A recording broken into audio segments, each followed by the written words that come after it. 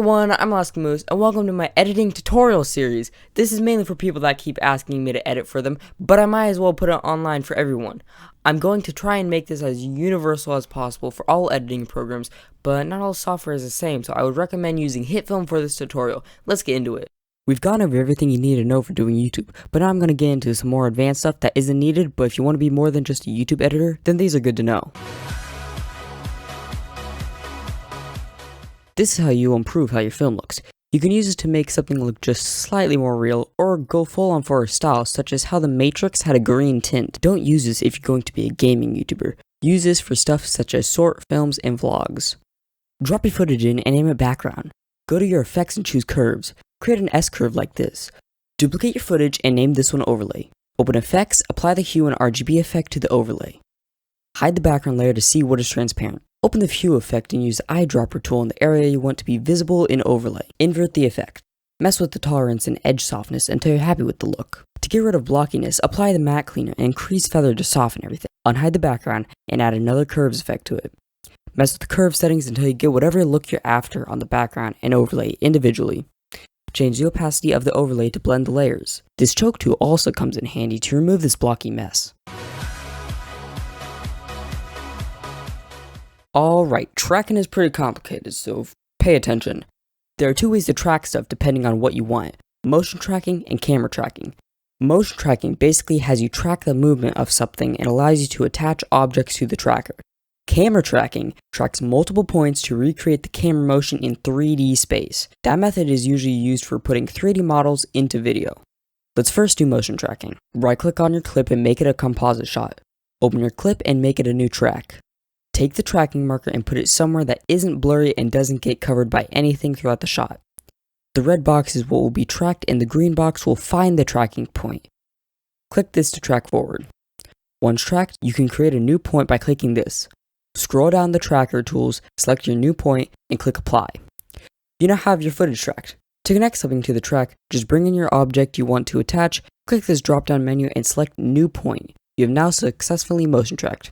That's pretty easy, I know. Remember how I told you it would get complicated? Yeah, this is the complicated part.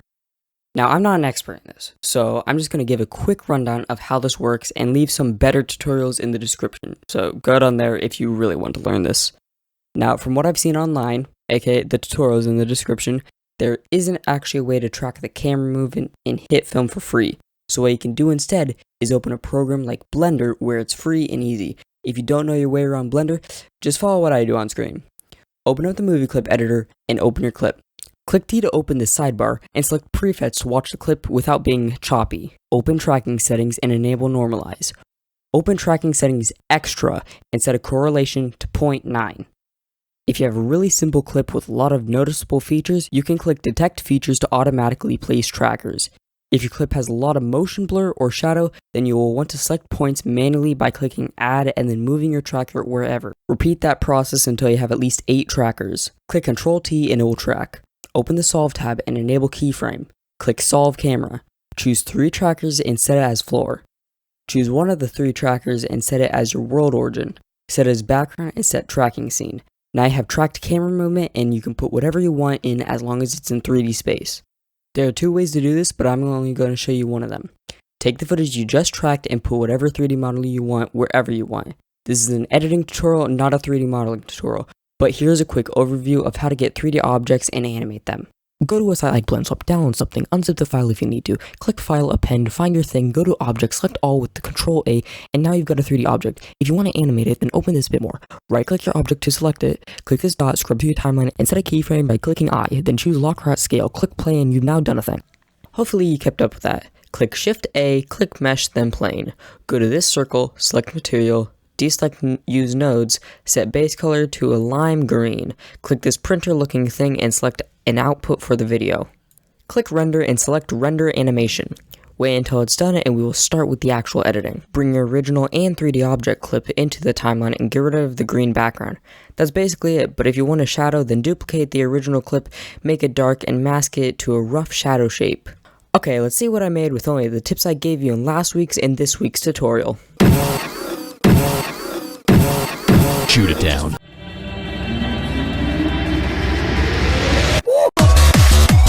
No!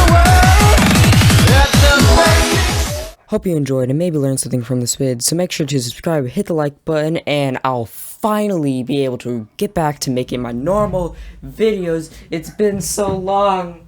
I don't know why I'm making these sounds. Anyway, do you really think this is the end of the video? Because you're surely mistaken. Like, seriously, look how long we have left of the video. It's like 5 minutes. I don't actually know because I can't see it. I'm just doing this voiceover. But basically, for the past few weeks, I have been giving you guys tutorials on how to edit videos. And in those videos, I would make a VFX shot with the tips that I am teaching you. But there's one thing I didn't tell you.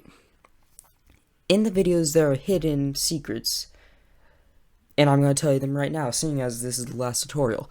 Basically, in the first video, I don't know if you noticed, not many people did according to the comments, the entire background was fake.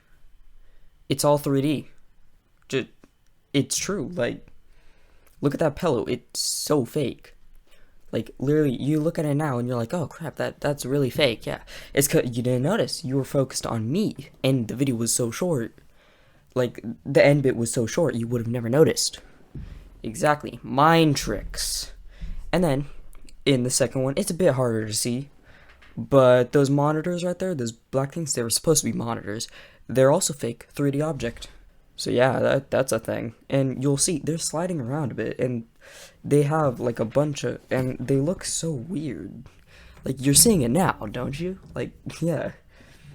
And then in the third and final video, I didn't do anything. Like, I mean, there's that's 3D, but that's kind of blatant. I mean, if you didn't know that was 3D, I feel kind of bad for you. I showed me making it. I don't know where I'm going with this. Yeah, okay, now we're ending the video. Bye.